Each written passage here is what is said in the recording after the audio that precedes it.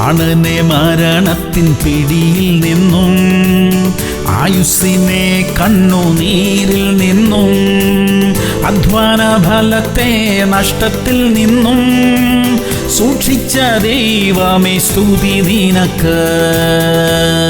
മത്തായി 26:75. കോഴി കൂകും മുമ്പേ നീ 3 വട്ടം എന്നെ തള്ളിപ്പറയും എന്ന് യേശു പറഞ്ഞ വാക്ക് പത്രോസ് ഓർത്ത് പുറത്തുപോയി അതിദുഃഖത്തോടെ കരഞ്ഞു. പ്രിയമുള്ളവരെ, പത്രോസിന്റെ ജീവിതത്തിൽ വരാനിരിക്കുന്ന ഒരു വലിയ പരീക്ഷയെക്കുറിച്ച് യേശു കർത്താവ് മുന്നറിയിപ്പ് നൽകിയിരുന്നു. എന്നിട്ടും പത്രോസിന് തെറ്റുപറ്റി. അതൊരു വലിയ തെറ്റായിരുന്നു. എന്നാൽ ആ തെറ്റിനെ തിരിച്ചറിയാനും പശ്ചാത്തപിക്കാനും പത്രോസിന് കഴിഞ്ഞു. അതാണ് വിജയം. തെറ്റു സംഭവിച്ചു എന്ന് ബോധ്യപ്പെട്ടാൽ ലജ്ജ കൂടാതെ അതിനെ അംഗീകരിക്കാനും ക്ഷമ ചോദിക്കാനും കഴിയണം. അവിടെയാണ് അനുഗ്രഹമുള്ളത്. പ്രാർത്ഥിക്കാം. സ്വർഗീയ പിതാവേ, തെറ്റുകളെ തിരിച്ചറിയാനും തിരുത്തുവാനും സഹായിക്കണമേ. പശ്ചാത്തപിക്കാനും ക്ഷമ ചോദിക്കാനുമുള്ള കൃപ തരണമേ.